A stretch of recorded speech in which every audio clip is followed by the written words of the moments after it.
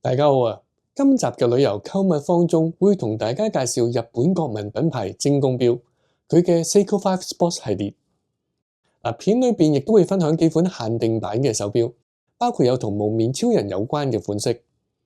如果你係拉打迷，就一定唔可以錯過啦。我仲會講解一下日本國內版同埋海外銷售版嘅分別。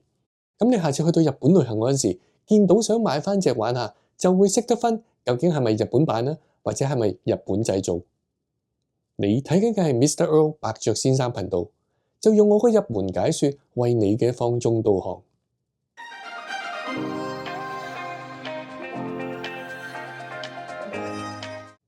Seiko 5 Sports 其實都有翻啲歷史地位，60年代已經開始發行噶啦，成為全日本第一個以平民價錢出產嘅自動錶，亦都係好多當地人嘅第一隻 automatic。由翻呢啲古仔講下，你就唔使驚俾人笑話你窮到窿啦。我手上邊有兩隻同蒙面超人有關嘅限定版，包括有呢一隻喺2023年出產，慶祝 Seiko 5 Sports 55週年嘅蒙面超人 Collab 聯成產品。佢就全球限量發行4000隻嘅，其中包括有550隻咧就係國內版嚟嘅。喺個設計上面咧，當然就用翻91號嘅色通啦，頭盔嘅綠色做錶面，絲巾嘅紅色咧就做錶帶背。呢個都印咗立花賽車會嘅標誌，亦都係代表蒙面超人1號同埋2號嘅經典 logo。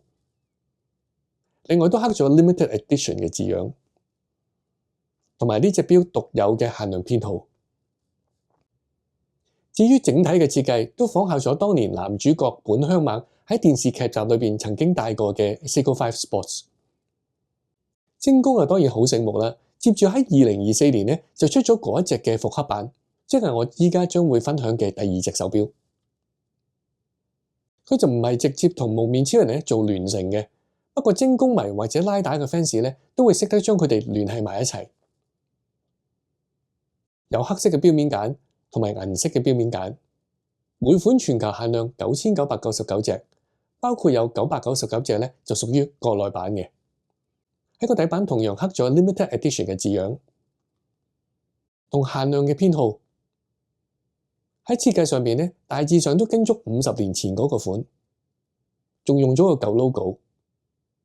至於鋼帶咧就冇跟足，但係個懷舊味道夠晒嘅，仲跟一條皮帶添。同大家分享一啲小知識啦。Seiko 5 Sports 個5字咧，其實就係代表佢5個主打嘅產品主張，包括有自動上鏈機芯、防水性能、耐用嘅錶殼、錶冠咧就特別設喺4點鐘嘅位置，仲有日期加星期幾嘅顯示。我哋將兩隻錶擺埋一齊睇睇啦，就可以睇到喺平面設計上邊相似嘅地方。兩隻都用咗而家最新嘅4R36機芯，有41個鐘頭嘅動力儲存。如果真係要揾彈佢嘅地方，就係佢每日嘅時差，官方就話正負30至40秒，即係每2日咧爭成分鐘。另外啦，出廠嗰陣時咧個底蓋咧唔知點解永遠都裝唔正嘅，官方亦都喺佢個網站有提及提醒。細心嘅朋友都可能留意得到啦，點解你兩隻錶冇寫 Made in Japan 嘅字樣呢？冇錯，因為呢兩隻咧都係香港嘅行貨，即係海外版。不過放心，我仲有另外一隻喺日本當地賣嘅國內版手錶，就係呢一隻啦，同日本著名滑板產品品牌 Everson Skateboard 出嘅限定版，全球限量發行1500隻，亦都有分國內版同埋海外版。去到呢度，你都可能有好多疑惑，啲版本點樣分㗎？咁我嘗試幫大家一一解答。不過要提翻大家啦，以下所分享嘅咧，只係屬於近呢幾年出嘅錶款。國內版係咪一定係日本製造㗎？我只能夠講啦，9成99都係日本製造或者喺日本裝嵌嘅。簡單嚟講，想買日本製造嘅，只需要睇錶面以及個錶底有冇印有 Made in Japan 嘅字樣。至於海外版，絕大部分咧都係其他國家製造或者裝嵌。國內版同埋海外版有冇最簡單嘅分辨方式呢？無論個款式有冇兩個版本，喺產品編號上邊咧，其實已經可以清楚分辨得到噶啦。喺近年出嘅標款，我再講多次，係近年出嘅標款，國內版嘅編號咧，開頭就會係 SBSA， 而 GMT 款咧就會係 SBSC， 海外版嘅編號咧，開頭就會係 SRP， 而 GMT 款咧就會係 SSK。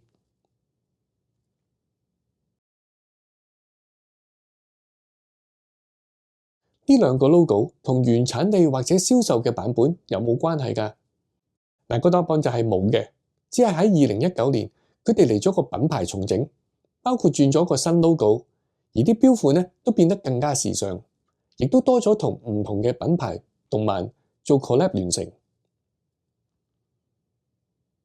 當然要睇一睇啦，近年出嘅幾款復刻版咧，好似頭先介紹嗰隻咁，會用翻個舊 logo， 保持翻原汁原味。喺個星期顯示上邊，我見到有日文喎，係咪一定係國內版嚟㗎？之前我可以肯定講話係，但係依家只係能夠講未必係。點解咁講呢？以往國內版咧就會用日文加英文嘅輪盤，至於海外版咧就會用英文加其他語言嘅輪盤。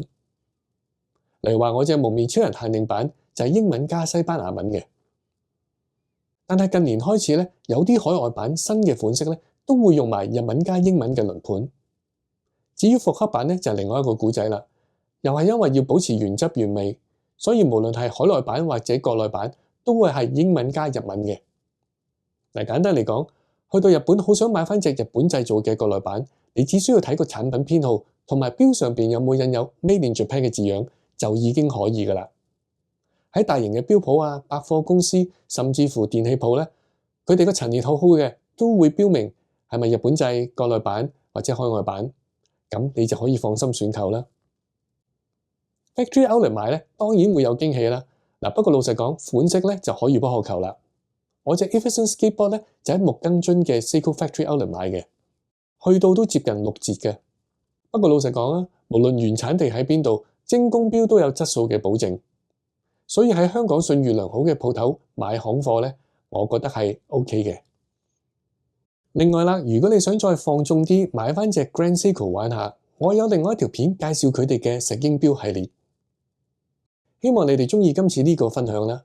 我會繼續喺旅遊購物放縱呢個系列裏邊介紹唔同嘅日本國民品牌俾大家，請多多支持，俾個 like 同埋 subscribe。我係 Earl，就用我嘅入門解說為你嘅放縱導航。